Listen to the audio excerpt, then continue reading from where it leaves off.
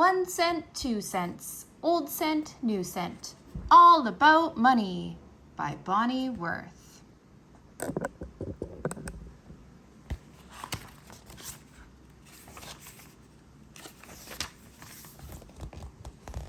I'm the cat in the hat, and you know something funny? We're about to have fun, learning all about money. Where does it come from? Can you answer that, please? I will give you a hint. It does not grow on trees. Just 1 penny each. It will cost you to see the Museum of Money. Step up and pay me.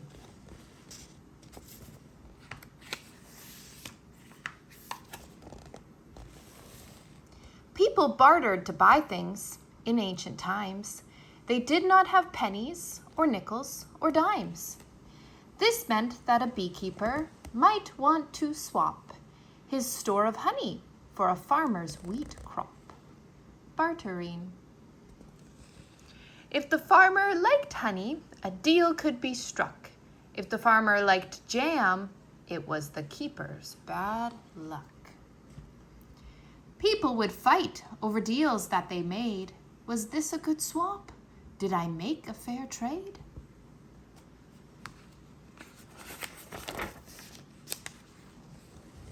Perhaps that is why money was invented. It was easier to use and decay was prevented. It was easy to carry and count, and what's more, it was easy to save and was easy to store. What's an old form of money? I'm so glad you asked me. I'll give you a hint. It came from the sea. Seashells were used to barter and trade. A handful of shells, and you had it made.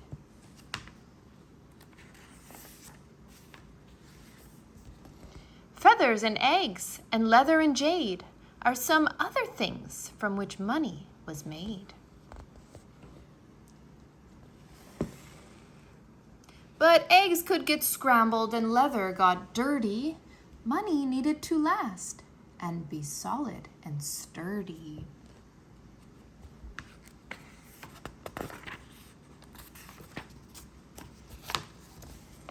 So people mined ore, copper, silver, and gold.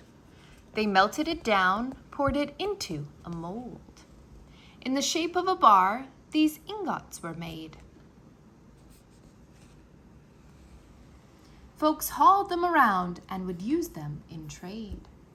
In the kingdom of Lydia, part of Turkey, you see, the Lydians made ingots in 900 BC. Then someone in Lydia had a brainstorm. Make metal coins, a far handier form. We've dug up these coins all over the place. Each coin has a lion's head stamped on its face. The Lydians were sailors, and you may have read, that's how the use of their coins might have spread.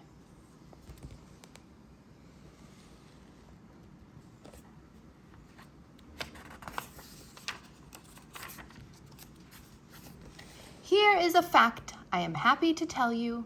Folks other places began to make coins too.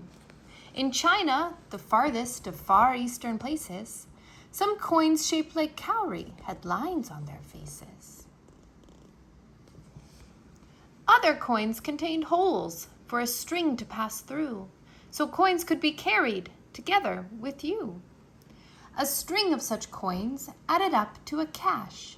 You tied up the string on a belt or a sash.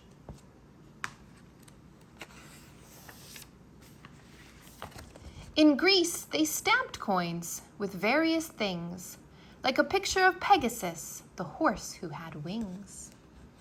This coin has an owl on its face, and my guess is it stood for Athena, the wisest goddess. Now, even today, some heads of state put their heads onto coins, like Caesar the Great.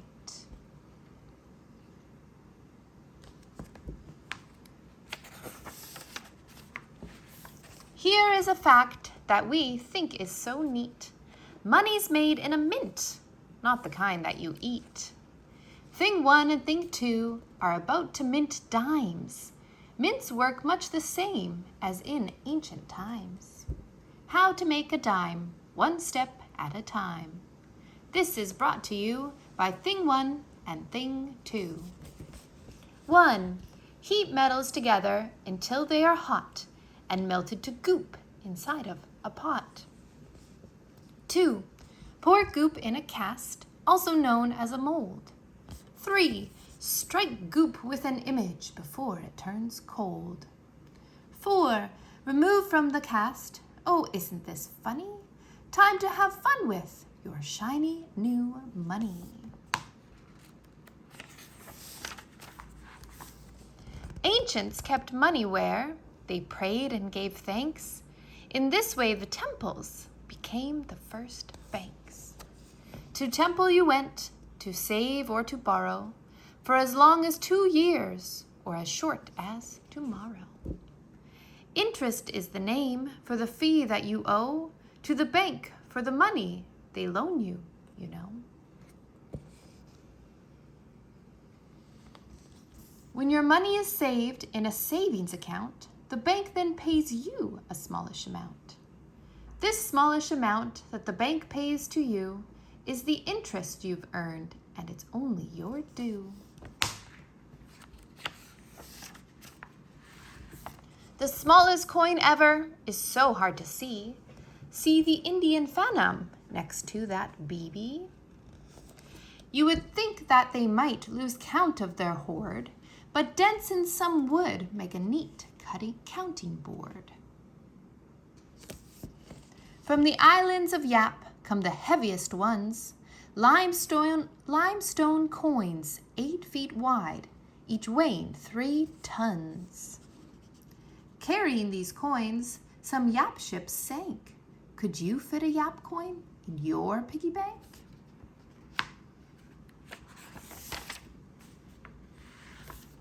Traveling to parts of the New World with me, here are some Spanish coins I would like you to see. Spain's explorers sent home from the New World as freight, golden doubloons and pieces of 8. The most valuable coins in those parts were these. To steal them, some pirates sailed all 7 seas. American settlers minted coins such as these, stamped with the image of local trees. For money, the natives strung seashells and beads into belts of wampum for their trading needs.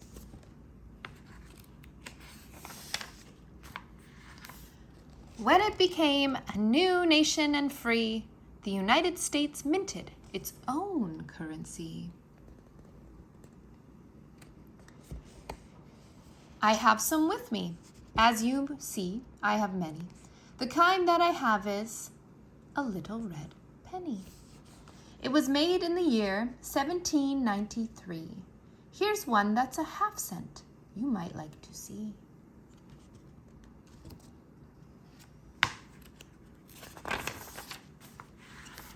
Here is another one. It's also red.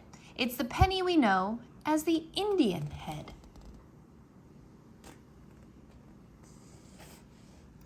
In 1909, that's the year I am thinking, we began to mint pennies with the face of Abe Lincoln.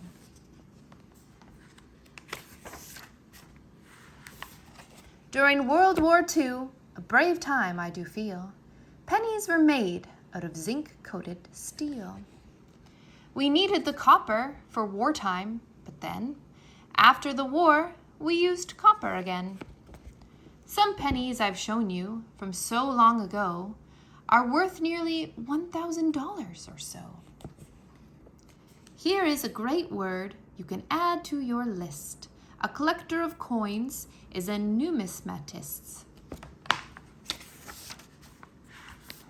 Pennies to dollars, we mint the whole range, but mostly we use all these coins to make change. It's paper that's king, but paper gets rotten. So we make paper money from linen and cotton. When you study your money, and these days who bothers, you will find on its faces of our nation's fathers. George Washington, Thomas Jefferson. What's the dollar sign mean? Could it be? Take a guess. Does it come from a U printed under an S? My numismatist friend has told me of late it might come from the Spanish pieces of 8. Numismatists. Sorry. Benjamin Franklin, Andrew Jackson, Ulysses S. Grant, Abraham Lincoln, Alexander Hamilton.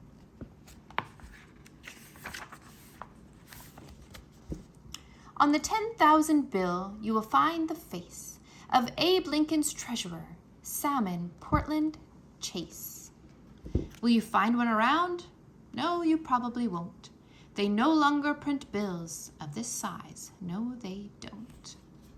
If they print them again, do you think maybe that? They might use the face of the Cat in the Hat?